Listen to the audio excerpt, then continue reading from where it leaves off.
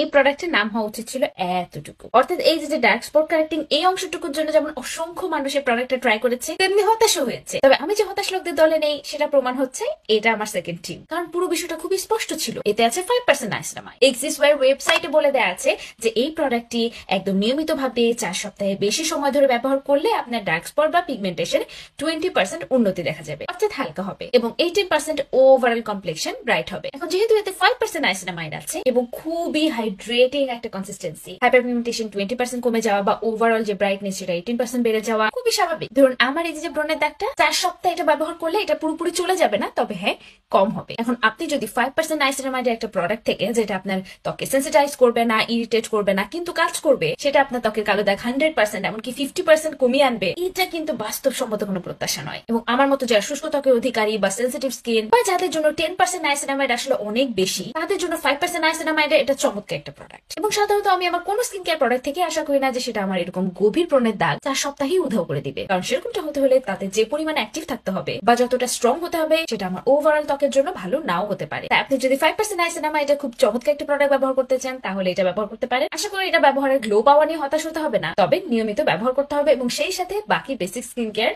পালন করতে হবে।